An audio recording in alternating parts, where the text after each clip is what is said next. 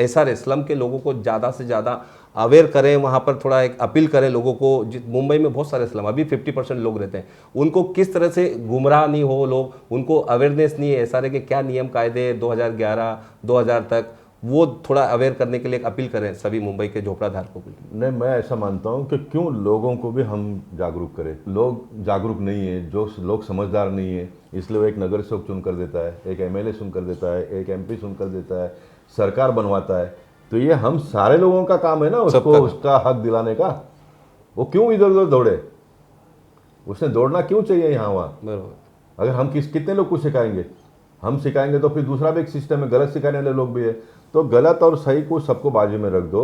वो इस मुंबई शहर में रहता है, गवर्नमेंट के पास उसका रिकॉर्ड है, ये 2000 के पहले का है और ये 2000 के बाद का है, और वो 300 फुट के घर के लिए वो एलिजिबल है, उसको 300 फुट का घर मिलना चाहिए, बात खत्म हो गया।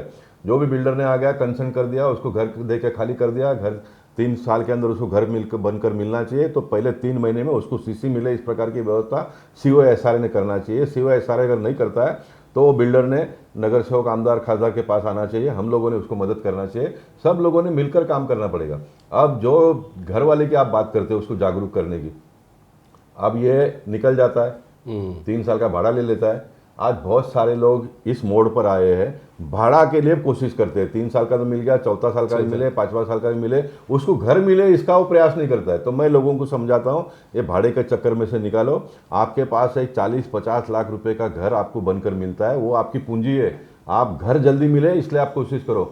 इसलिए कुछ बिल्डर लोग भाड़ा देते हैं, दूसरा प्रोजेक्ट ले लेता है, यहाँ पर स्लो डाउन करते हैं, लोग भी बोलते हैं भाड़ा मिलता है ना, भाड़ा मिलता है। अब इसके अंदर की बात यह भी है कि बिल्डर भाड़ा 15,000 रुपये देता है, तो इनको 10,000 12,000 रुपये में आजू बाजू में घर भी मिल जाता है, तो 2-3 हज़ार रुपये इनको मंथली एक्सपेंस के लिए, सामान्य आदमी उसको लगता है ये ज़्यादा है, भाड़ा भी मिल रहा है, थोड़ा खर्चा भी निकल जाता है। मैं मानता हूँ कि ये लालच में से निकल जाना पड़ेगा लोगों को। तो आपको आपका घर 50 लाख का बनकर मिले, उसको आपकी प्रायोरिटी होनी चाहिए। अब सरकार की तरफ से जो रुका हुआ, एक तो ये जो पहले किसी ने अगर घर बेचा तो उसको घर बेचना ही नहीं 10 साल तक, इस प्रकार का कानून था। अब ये कानून भी उस समय बना, वो सही है कि, तो कानून कभी भी एक सही होता नहीं, उसको अमेंडमेंट की आवश्यकता होती है। अब प्राइवेट लाइन में आपका घर है, आप क्यों नहीं बेच सकते हो?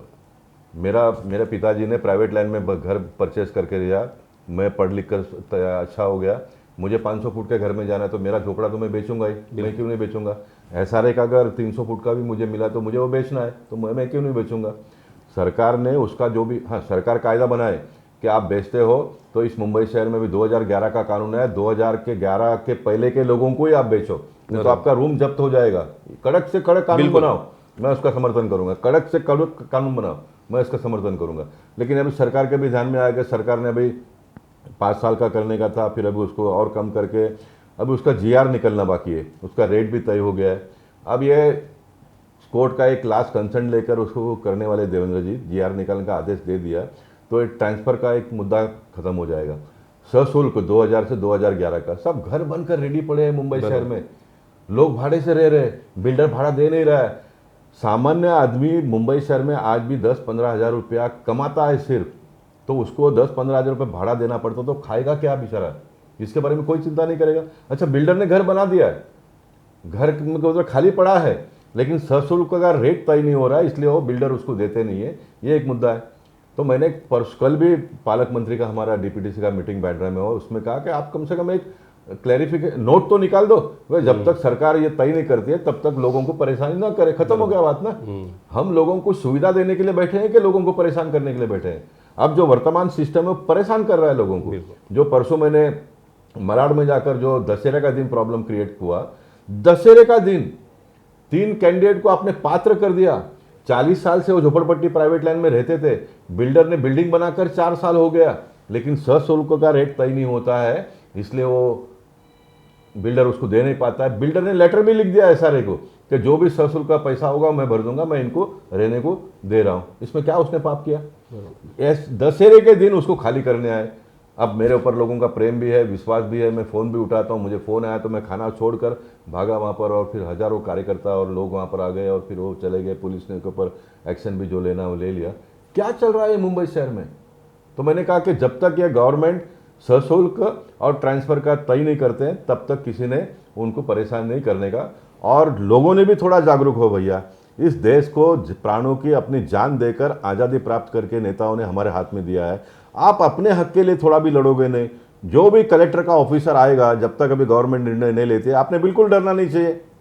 आप अगल बगल के 4 लोगों को इकट्ठा करके उसको पकड़ के रखो, ऑफिसर को। मैं कह रहा हूँ ऑन टीवी, बरोबर, मैं ऑन टीवी कह रहा हूँ, आपके घर का अधिकार है, आपके घर का अधिकार है, आपके जीवन की पूरी पूंजी ये आपका घर है। और उसमें अगर कोई ऑफिसर इस प्रकार का मस्ती कर कर सरकारों को बदनाम करने का प्रयास करता होगा तो लोगों ने भी थोड़ा कोऑपरेट करने की आवश्यकता है, तो ये बदलाव आएगा। यस, ब्यूरोक्रेट्स में भी राजनीति नहीं होनी चाहिए। हाँ। ये एक सभी जनप्रतिनिधि किसी पॉलिटिकल ये हमारे योगेश भाई हमेशा इस मुद्दे को उठाते हैं। अन्य लोगों की सरकार होती है तब ये ऑफिसर लोग कुछ नहीं, चुपचाप बैठे रहते हैं। जैसे हमारी सरकार आ गई है, एक्टिवेट हो जाते हैं। तो इस मानसिकता को भी भारतीय जनता पार्टी के कार्यकर्ताओं ने डट कर मुकाबला करना पड़ेगा। लोगों के साथ लोगों को भी करना चाहिए, लोगों को भी करना पड़ेगा और बीजेपी के सारे कार्यकर्ताओं ने उनके साथ में रहना पड़ेगा।